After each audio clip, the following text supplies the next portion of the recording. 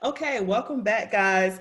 We've had two wonderful sessions so far. We've talked with Dr. Lamon Lawhorn from North Carolina A&T State University, and we talked with Mr. Douglas, Barry Manilow's drummer. And today we have a very special guest. We have Mr. Mario Banks.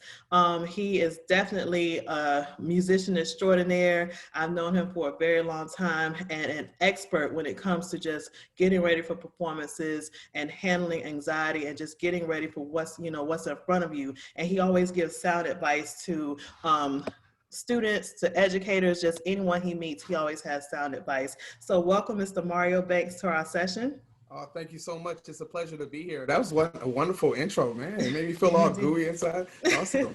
Yeah. Indeed. Well, tell us a little bit about yourself, about your background, your educational and your musical background. Absolutely. Well, currently I'm residing in Newark, New Jersey. I'm a band director here. I'm originally from Detroit, Michigan. Got my master's degree from Norfolk State University, along with Dr. Brock here. I've been playing professionally for about 16 years. Started when about 20, 21 years old. And been teaching about, I think it's 11 years now. Yeah, 11, almost 12 years. Yeah, and primary instruments, saxophone, clarinet, but I play a number of other instruments as well, but that's, mainly for performance sake. Indeed, indeed. Think back to your time in undergrad or graduate school, just the performances you had to do as a student and even now as a performer. Has there ever been a time where you've experienced like performance anxiety or stage fright, or has there been a time where you've been on stage performing and had to come to a complete stop? And if so, how did you overcome or manage that? Well, so I have experienced anxiety, whether it was 4 people in a room for a jury or if it was 40,000 in a stadium. I've experienced the anxiety on both ends of it. I think a little bit of anxiety, a little bit of fear is not a bad thing. Kind of keeps you going, keeps you crisp. Mhm. But I fortunately I have not experienced completely stopping at a performance professionally. I have experienced that in undergrad though. I remember being in a jury one time and just totally freezing up, and my hands were sweating. I just couldn't get through the moment. I was so nervous. And I look back to that time, and the way I was able to get through it actually was told to, take a step out the door, get a drink of water, come back in and get myself together. In a professional space, you don't get those opportunities. You're not going to get, the second and third, chance to do things. So one of the things that I've been able to do is, I think the most important thing is just being as prepared as possible. Because a lot of times what happens with fear, it's because of a lack of preparation sometimes, not feeling like you really have it together, or wondering if you're going to measure up to whatever ideal you have of yourself. Sometimes you can be your own worst critic in your brain. So just putting out the best version of yourself and knowing that when you practice and put it down, that's what, you've offered the best of yourself. Indeed, indeed. Thank you. And you mentioned something, very profound, and definitely key to anything, proper preparation, just, a lot of the times, our fear, our stress levels is because we're rushing to do things or we're trying to wing it or shoot from the hip. I'll never forget in undergrad, my professor used to always say, you're not going to be blessed with osmosis to be able to just all of a sudden wake up and play this piece. You have to put the time in, you have to woodshed, he was like, even the best people can, have a mishap where they're not prepared. And he was like, the worst thing you want to do is be right there at the finish line and fumble the ball. And all because of lack of preparation or not being focused on what it is you're doing. So definitely good. You mentioned performing, of course, the jury thing. And, I've experienced in juries too, not necessarily just stopping, but just, oh my God, I've rushed the tempo like to no end. Like I saw the 16th note passage and went flying, went flying through the piece. And afterwards, the professor was like, are you okay? I'm like, I got through. He was like, no, he was like, you flew through that piece. And he was like, I could tell you were nervous. But you also mentioned performing for, an arena of 40,000 people. Tell us a little bit about some of the places you've performed. Yeah, so most recently, this past summer, actually was on, did a short tour, a couple of dates with TLC. I've had the opportunity to perform with Fantasia. We did the Ryan and Kelly show. We've performed in Jones Beach Amphitheater, which is very large. It's up in New York. And being performing at the Apollo, performing at the, at these different spaces and places with different artists, I have had the immense responsibility of almost feeling like I was holding it down for HBCUs. Usually to the left and right of me are students from Oberlin, New School, Juilliard, and here I am, here from Norfolk State. And I always look at that and say, and I tell students when I go back to Norfolk, and I always tell them, I'm like, it doesn't really, where you come from and your school and all that stuff, at a certain point, it's like, can you play the horn or not? And I think really when it comes down to it, like your fear stops when your preparation meets it. So I say my faith in God says, I'm supposed to be here because God said so. Because God said so, and I'm going to make sure that I don't take this as a fearful space. Because the more I'm in fear, the more I don't really trust. And I'm not to get too biblical, but if I'm not trusting where God wanted me to be. And there's always a lesson in it. If the lesson is to, hey, you need to fall on your face to, humble yourself a little bit to be able to get to another space, that's the lesson I needed to learn. Or if the lesson was to say, you know what, I put you in this space because this is where, we've been working, you've been praying and you've been practicing, and that's what happens. That's a result of it. So those opportunities have all been amazing for me. I'll tell you one quick story, actually. Mm-hmm. So before we did, Fantasia came out with the Christmas After Midnight, that's the name of the album. We performed on the Ryan and Kelly show, and 30 minutes before we go on, I probably shouldn't even say this story, but I'm going to tell you. So 30 minutes before we go on, there was a clip that the band had played in a previous date that, they were sending us a clip. So we had never met everybody. Mm-hmm. So we meet everybody the morning of, it's like 7:00 in the morning.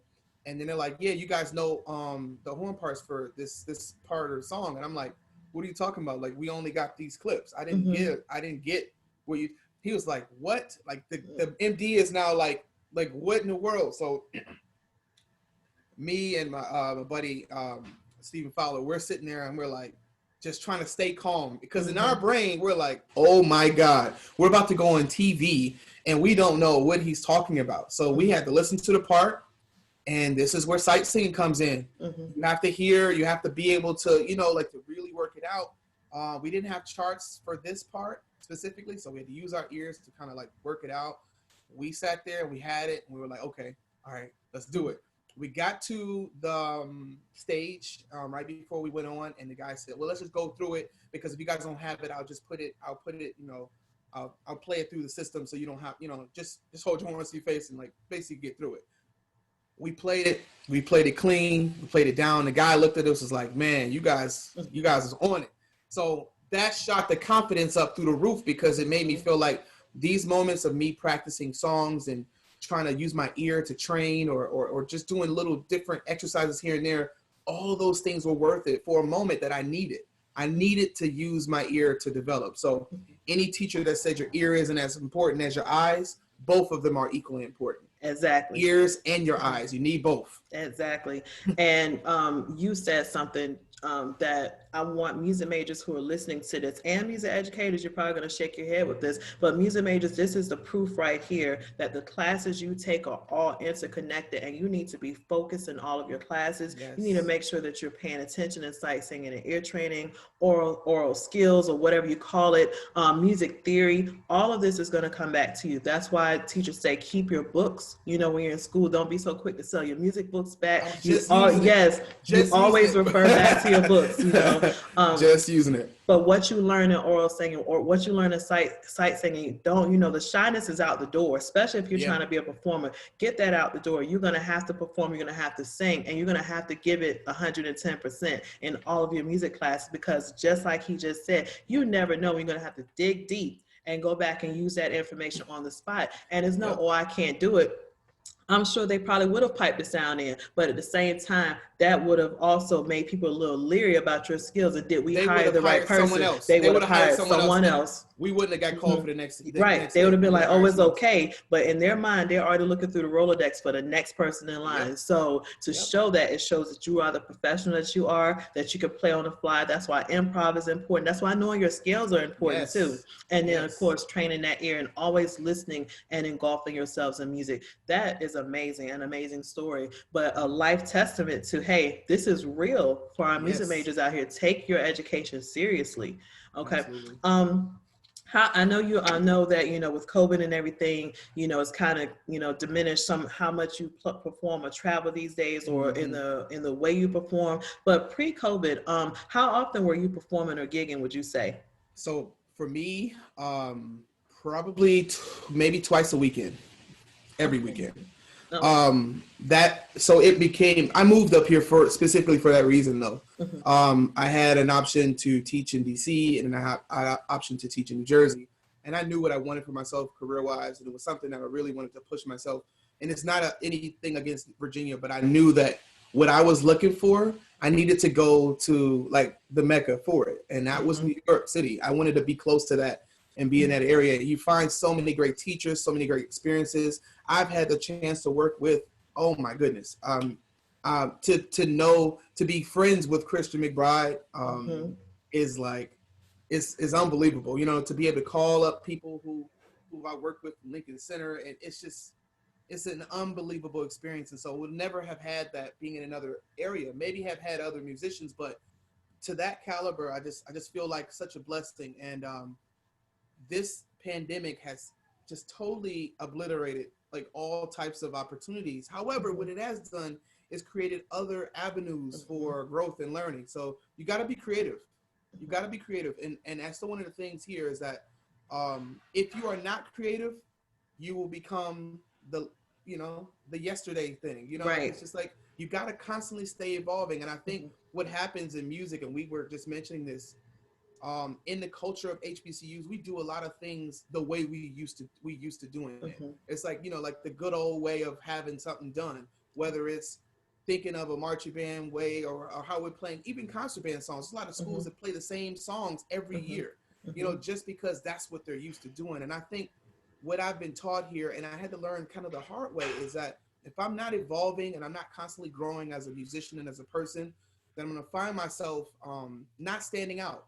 And you have to, and the only way you can stand out is by one, being prepared, two, being updated on all the things that are happening in your craft, and three, having the personality that people can trust to be on the gig and be on time, take care of business. Exactly, exactly. Some great things. I'm gonna have to have you on another episode too, where we're talking about Yeah. some of these things about how to transform and get with the times. But like you said, Oh yeah. you have to be innovative. One thing I've said about COVID too, while it is a tragic time, the people who have succeeded the most, I think, have been those with the arts mindset: teachers, musicians, Yes. artists, graphic designers. While we're all being hit industry wise, this is showing us how to be very creative. We're all going back to school, whether it be virtual to learn new technology. We're all Mm-hmm. streaming things. Look at how many people are collaborating now across the country and across the world. So, there have been some positives that have come out of this, and there have been Indeed. some renewed or rekindled flames, for the musical passion or the passion of the arts, because Yep. we're forced to do something different.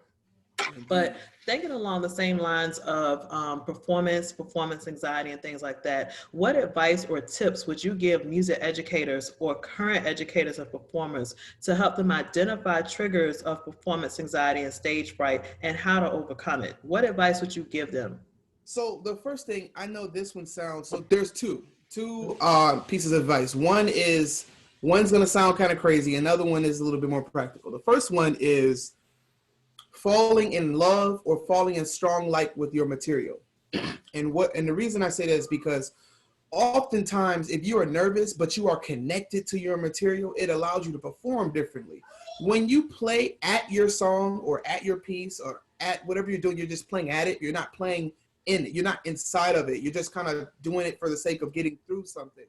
You're not experiencing artistically either. So you want to make sure you have an artistic experience, and you can only have that artistic experience if you're listening. You have to constantly be listening, stay engaged, stay in it. A good friend of mine, Dr. Joseph Jefferson, he always posts, stay in it. You know what I mean? And that's a really big important note there, to stay engaged, stay in involved, stay active into the music that you want to do, and not just the stuff that you like. The things that you don't normally listen to changes the way you approach things. So I think the number one thing is like stay inside of your music. If I am supposed to play a solo, whether it's classical or jazz or whatever, I have to really stay connected to the music, not just my chord changes. Right. I have to stay connected to the song, to the music. What do I want to say? So if I don't have a way to say anything and I don't know what I want to say because I don't really know where the song started, where I am, and where it's going, I'm kind of missing the point. I'm kind of making it about me. And there's one thing music is not, and it's not selfish. So you Right. can't you can't you can't play selfish like that. That's why it comes across that way. Most of the musicians that we look back in history are people who have connected with music in a way that made us feel something. And so, whenever we think about when we fell in love with music, it was because we felt something. So when you perform, somebody should be able to take away an emotional experience from your performance. That's right. So I think connecting in that way. That's the first one. The second one is to practice this anxiety. So a lot of times people don't consider that part. Like, if I can't get rid of this anxiety, because I know people will say, you say all these good things, that doesn't work for me. I'm just scared. Okay, practice with it. So what does that mean? I have literally had Dr. Zachary actually has had us doing this at Norfolk some. He would have us practice, maybe run the stairs right before you play.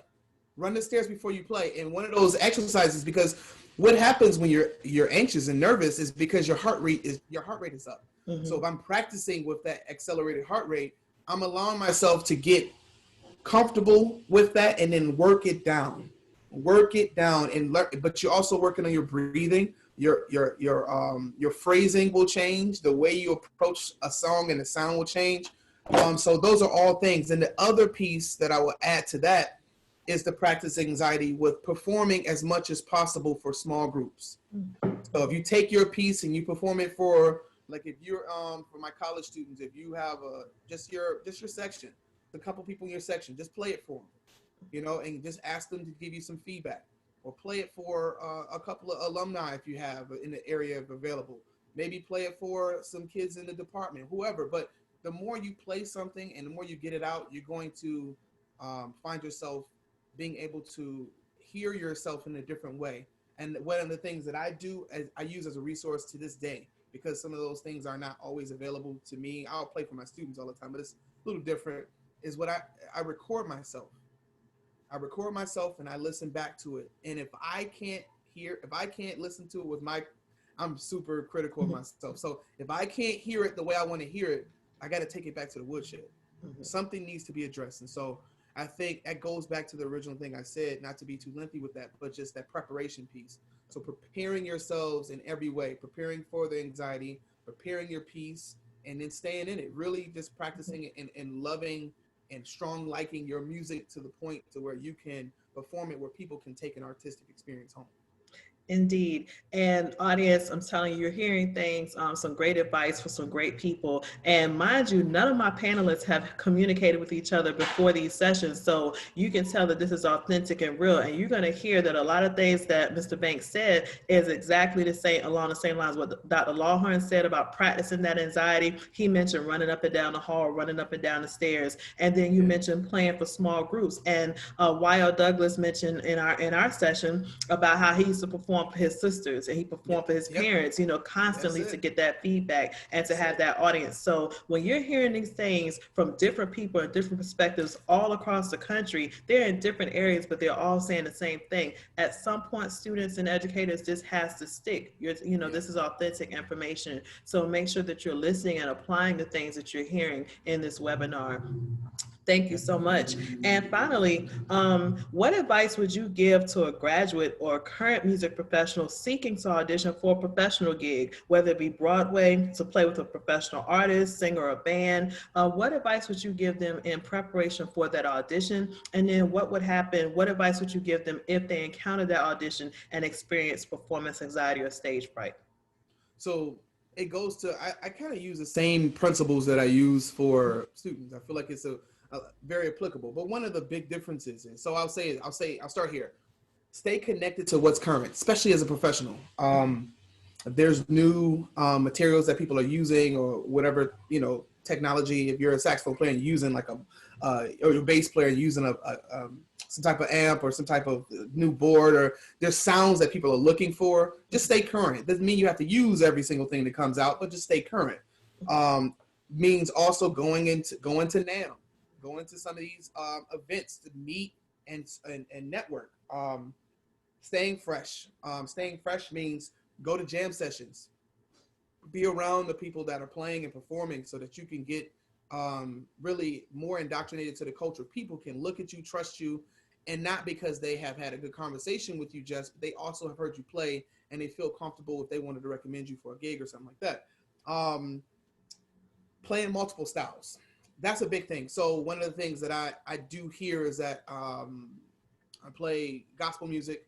I actually perform here with the only Black opera company in the state of New Jersey, Trilogy Opera Company, and we perform the summer, fall. It's gonna slow right now, obviously because of COVID, but we did some summer sessions and it was wonderful. And so, playing opera, playing jazz, playing gospel, playing on an R&B stage, you have to be versatile. So that's going to be a huge thing, unless you want to only go into one area, in which, if that's the case, I would say make sure you stay fresh on all your instruments. If your goal is to do a Broadway thing, then you're only as good as what you just did, like your recent, like what happened yesterday, not like what happened 5 years ago.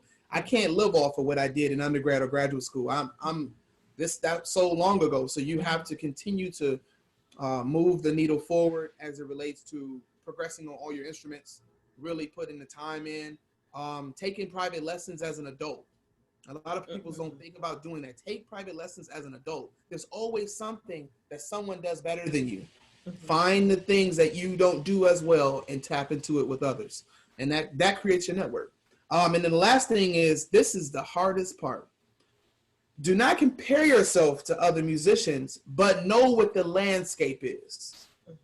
And it's hard to balance the two. What I mean by that is that I want to know what it's like to play at this level, but I'm not looking at you to say, oh, I don't do this, so I'm not good enough. It's more like, okay, I see where the level is, and I understand what it's, because one of the worst things you can ever do, and this happens to people, they'll come up to the city from a little town, a little place, and they think they're ready for a big audition in New York or somewhere, and then they're nowhere near ready. They're nowhere near ready because they haven't practiced the literature. They don't know the stylistic approach to it, because all they've been playing is in one style of music somewhere else. They just fall short sometimes. And then you have people who are just, they come and they blow it out the water, because they have been connected in all those areas that I just mentioned earlier. They're not comparing themselves. They're bringing their own thing to the table while understanding where the level is. Because of YouTube, because of Spotify and Apple Music and all these streaming services that we have, we've decreased the gap of space between each other. So there's no excuse now. When we were younger, this didn't exist. I mean, it came out in 2005 or something. YouTube. Right. It was just like very new. It was like silly cat videos and stuff then. It wasn't music where you can go shed and turn the speed down and really work on transcriptions, and that's a whole different world. So we got to really, I would say that make sure you commit to knowing what the landscape is, but don't get caught up in comparison, because everybody brings something different to the table. Indeed. Thank you. That was some solid advice. And like I said, this information, this webinar series is not only for music education majors or music performance majors, or, just music majors in general. This is for current practicing educators and professionals. There's something in this for everyone. Just because you graduate doesn't mean that anxiety goes away. There's always something that you can learn or something that you can take away from this. Mr. Banks, before you leave, is there anything else you'd like to share or discuss for the greater good of our music majors or our music professionals? You can shout out anything you want to shout out. Yeah, so I touch base on a couple of things just to wrap up the comments that we were talking about earlier. The best training is experience. At the end of the day, making sure that you get out there and perform. I know some people, when I was an undergrad, a buddy of mine, Sebring, and we used to practice and play all the time. We've been doing that since growing up in Detroit at CAS. So we would play random gigs for every fraternity and sorority on the yard, and they would be paying no money, and they would just be like, we just do it on the strength. And so a lot of people would turn their nose up at that. We did not. And the reason we did not, because it was performance experience for us, and it was allowing us to build our name and to work into the comfort and removing some of that anxiety and being able to speak on a microphone and be confident. All those things are really important. So I'd say that the training part. Also, the fear is not necessarily a bad thing. What it is, it's the ultimate tool for humility. Mm-hmm. So when you don't experience any fear going into a performance, when I mean fear, I mean not fear that you can't do something, fear of, man, I really want to do this well. That's still a fear. That's like not a fear, but like some type of piece of anxiety that you feel, like that piece of you that kind of ticks that says, I really want this to go well. And it's a possibility that it couldn't, but I'm going to put my best into it. That's just humility. That's just, I feel like that's God's way of keeping us humble. And when you don't feel that anymore, you probably have stopped growing. Right. You want to continue growing. And so you won't, every time we're at the place of discomfort, that's where growth starts. So that's my big thing with that. But as far as me, MarioBanksMusic@gmail.com is my email. I am currently definitely taking on high school and college students who are looking to prepare themselves. Right now we're in this pandemic, so a lot of kids haven't had their times with their band directors. So what we need as a band director coalition, and I've talked about some band directors here, band directors who are willing to help students who are getting ready for college, like these kids. This is audition season, and we need as many eyes and ears as possible to take and listen to these kids to help them prepare themselves. Not preparing them for an HBCU audition, preparing them for any music audition necessary. I make sure I say that again. We are not preparing kids to go and play loud at a college. We're preparing them to be musicians, preparing them to go into a world where they have to take music seriously. Because if you're going to college for music, you need to get into that track of mind, understanding that my mind has to be different than those of them who are majoring in something else, coming to band and having fun. My mindset is a little different. My approach, my embouchure, to protect this. This is your money. Protect your lips, protect your hands, protect your body. So that's what I would say. So I am definitely looking to take on new students. Currently open enrollment right now. So I'm looking to continue building that right now. But I'm really excited about the opportunity to continue to help students and build that as a market. And we also are now, because of Zoom and all these different media platforms, we're allowing ourselves to work in so many different capacities and around the country. And there's no limits now. We are available. So long as the time is available, the access is there. So I'm excited about it. Indeed, indeed. Well, thank you so much, Mr. Mario Banks, for joining us today. And ladies and gentlemen, stay tuned for more great testimonials from vocal and instrumental professionals as we get ready to wrap up our Overcoming Performance Anxiety and Stage Fright webinar series. Again, Mr. Banks, thank you very much. I will say this. Thank you so much, Dr. Brock, for having me. This has been a pleasure. It is amazing what you're doing right now. You've been a trailblazer as long as I've known you, and I'm so proud to know you and to call you a colleague and a friend. And I'm looking forward to all the continued things you're doing for the field. Thank you so much. Thank you.